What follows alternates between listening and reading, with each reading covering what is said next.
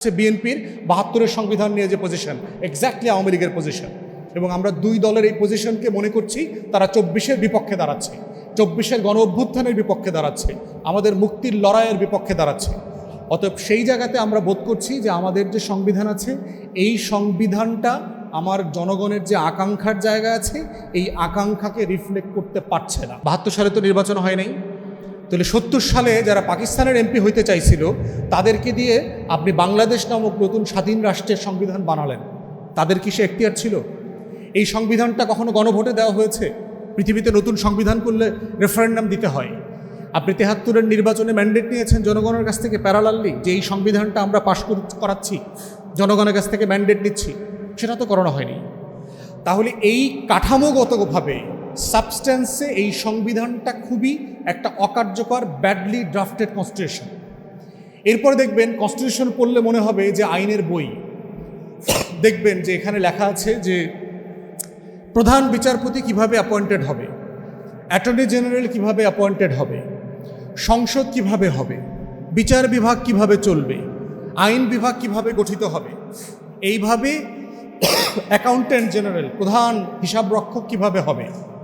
মানে যেই জিনিসগুলো আসলে একটা পার্লামেন্ট হওয়া উচিত, স্ট্যাটিউট হওয়া দরকার, যে এই প্রসেসগুলো একটা প্রসিজিওরের মধ্য দিয়ে আপনি করবেন, সেই জিনিসটাকে আপনি সংবিধানের মধ্যে নিয়ে আসছেন। এটা মনে হচ্ছে যেটা একটা আইনের কিতাব বানিয়েছেন, কিন্তু সংবিধান হচ্ছে একটা গভর্নিং প্রিন্সিপলের বই, যেটা ছোট হওয়া দরকার, সামারাইজড হওয়া দরকার, এবং বেসিক কথা চলা দরকার যে একটা রাষ্ট্রের মূলনীতি আকারে এই রাষ্ট্রটা আমরা কিভাবে পরিচালনা করব, সেই জিনিসগুলো এখানে বলা নাই। তাহলে দেখেন আমার ১০০ বছরের যে মুক্তির লড়াই, আমার প্রত্যেকটা স্বাধীনতার ইতিহাস গত ১০০ বছরের, তার কোনো কিছু এই ৭২-এর সংবিধানের মধ্যে রিফ্লেক্টেড হয় নাই। অতএব যেইটা রিফ্লেক্টেড হয় নাই, যেই সংবিধানে বারবার হাত দিতে হয়, করার মধ্যে ২-৩ বছরের ভিতরে হাত দিতে হয়েছে, সেইটা একটা ভালো ড্রাফটেড কনস্টিটিউশন হয় নাই। এবং পৃথিবীতে হিস্টোরিক্যালি একটা কনস্টিটিউশন এক জেনারেশনের বেশি ফাংশনাল থাকে না, ওইটাকে অ্যামেন্ড করতে হয়, ওইটাকে রিরাইট করতে হয়, কারণ জনগণের অ্যাসপিরেশন, স্বপ্ন, আকাঙ্ক্ষা বদলায়। ৭১-এর অ্যাসপিরেশন স্বপ্ন দিয়ে ২৪-এর আকাঙ্ক্ষাকে ওভাররাইট করা যায় না, একটাকে আরেকটা দিয়ে রিপ্লেস করা যায় না।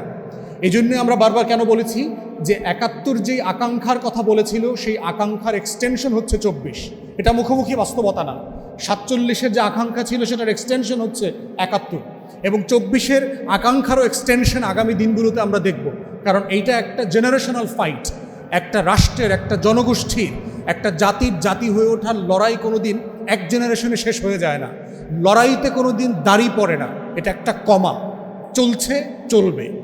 অতএব সেই রকম একটা জায়গায় আমাদের সংবিধানকে আমরা দাঁড়ি দিয়ে দিচ্ছি। একটা জাতিসত্তার তৈরির যেখানে দাঁড়ি হয় না, মানে সেখানে আমরা সংবিধানে দাঁড়িয়ে দিয়ে দিচ্ছি। এর মানে হচ্ছে ৭২-এর সংবিধানকে আমার প্রতিটা আগামীর মুক্তির লড়াইয়ের মুখোমুখি দাঁড় করিয়ে বলা হচ্ছে আগামী দিনে কোনো বিপ্লব করা যাবে না, আগামী দিনে কোনো গণ অভ্যুত্থান করা যাবে না, করলেও আমরা সেটা মেনে নেব না। এবং এইটা না বলার মধ্য দিয়ে আজকে হচ্ছে বিএনপির ৭২-এর সংবিধান নিয়ে যে পজিশন এক্স্যাক্টলি আওয়ামী লীগের পজিশন, এবং আমরা দুই দলের এই পজিশনকে মনে করছি তারা ২৪-এর বিপক্ষে দাঁড়াচ্ছে, ২৪-এর গণ অভ্যুত্থানের বিপক্ষে দাঁড়াচ্ছে, আমাদের মুক্তির লড়াইয়ের বিপক্ষে দাঁড়াচ্ছে। অতএব সেই জায়গাতে আমরা বোধ করছি যে আমাদের যে সংবিধান আছে এই সংবিধানটা আমার জনগণের যে আকাঙ্ক্ষার জায়গা আছে এই আকাঙ্ক্ষাকে রিফ্লেক্ট করতে পারছে না। এবং সেজন্যই আমরা শুরু থেকে গণ অভ্যুত্থানের পর থেকে আমরা বারবার বলেছি ৭২-এর এই সংবিধান সাসপেন্ড করে দেওয়া দরকার, সাসপেন্ড করে দিয়ে নতুন করে সংবিধান সংস্কার পরিষদ অথবা সংবিধান সভা নির্বাচিত করে নতুন করে সংবিধান রিরাইট করা দরকার, যেটা খুব ছোট হওয়া দরকার, খুব বড় সংবিধান না, ৫-৭-১০ পৃষ্ঠার একটা সংবিধান, একটা গভর্নিং প্রিন্সিপল, যেটা নিয়ে শিক্ষিত সমাজ, কলেজ, বিশ্ববিদ্যালয়ের ছেলেমেয়েরা থেকে শুরু করে লালনের টং দোকানে আলোচনা করা সম্ভব। সবাই বুঝবে যে জিনিসটা, সেটা আমার বই। প্রত্যেকটা আয়নায় যেই তাকায় দেখবেন আয়নাটাকে কিন্তু আপনার মনে হয়, কারণ আপনি আপনাকে দেখতে পান। অতএব সংবিধান এমন একটা বই হইতে হবে যে বইটার দিকে তাকাইলে মনে হবে যে হ্যাঁ, এখানে আমার কথা লেখা আছে, আমার অধিকারের সনদ এইটা, এখানে আমার সব স্বপ্নের কথা বলে দেয়া আছে। আমার মনে আছে বহু আগে একটা নাটক দেখেছিলাম, তারানা হালিম। হিন্দু আইন যারা পড়েছেন তারা বুঝবেন আর কি। হিন্দু আইনে ইনহেরিটেন্স নাই, আপনারা জানেন। তো তারানা হালিম একজন উকিলের কাছে গিয়ে বলতেছে যে তার বিয়ে হয়ে গেছে, সে একমাত্র সন্তান বাবা মায়ের, কিন্তু তার বাবা মায়ের কাছ থেকে সে কোনো সম্পত্তি পাচ্ছে না হিন্দু হবার কারণে। তখন সে তার উকিলকে বলছিল, আপনার চেম্বারে যে এত মোটা মোটা এতগুলো বই, এই বইগুলোর কোনো পাতায় কি আমার কথা একটু বলা নাই? তার জায়গা থেকে সে বলছে যে এতগুলো বই, এত হাজার হাজার পৃষ্ঠা, এখানে কোথাও কি আমার কথা একটু বলা নাই? তাহলে আজকের সংবিধানের দিকে তাকায়, ৭২-এর সংবিধানের দিকে তাকায় দেখেন তো আপনার কথা বলা আছে কিনা, আপনি আপনাকে আয়নার মতো করে সেখানে দেখতে পান কিনা। যদি পাইতেন তাহলে আপনাদের ১৪০০ শহীদের রক্ত দিয়ে কেন লিখতে হইল যে নতুন রাজনৈতিক বন্দোবস্ত চাই, বুকের ভেতর অনেক ঝড়, বুক পেতেছি গুলিকর, কেন লিখতে হয়েছে? লিখতে হয়েছে কারণ সেকুলারিজমের কথা বলা হচ্ছে। প্রশ্ন হচ্ছে যে আপনি আইডিয়াগুলো পেলেন কোথায়?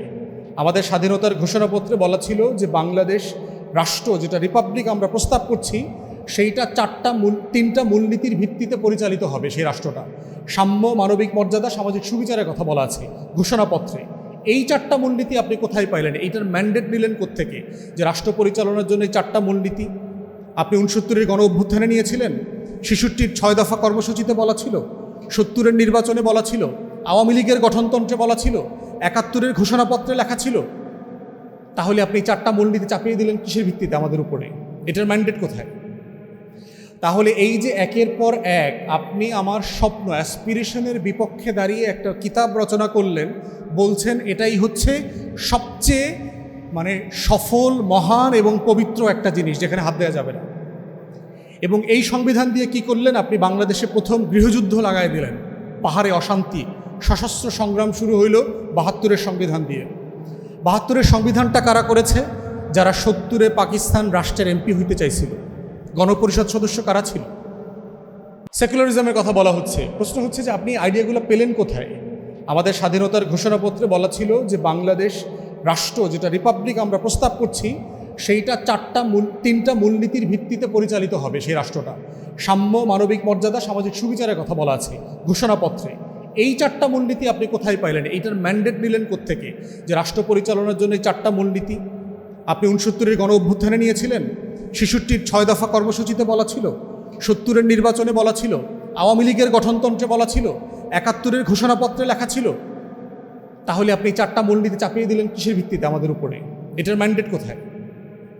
তাহলে এই যে একের পর এক আপনি আমার স্বপ্ন, অ্যাসপিরেশনের বিপক্ষে দাঁড়িয়ে একটা কিতাব রচনা করলেন, বলছেন এটাই হচ্ছে সবচেয়ে সফল, মহান এবং পবিত্র একটা জিনিস যেখানে হাত দেওয়া যাবে না। এবং এই সংবিধান দিয়ে কি করলেন? আপনি বাংলাদেশে প্রথম গৃহযুদ্ধ লাগাই দিলেন, পাহাড়ে অশান্তি, সশস্ত্র সংগ্রাম শুরু হইল ৭২-এর সংবিধান দিয়ে। ৭২-এর সংবিধানটা কারা করেছে? যারা 70-এ পাকিস্তান রাষ্ট্রের এমপি হইতে চাইছিল। গণপরিষদ সদস্য কারা ছিল?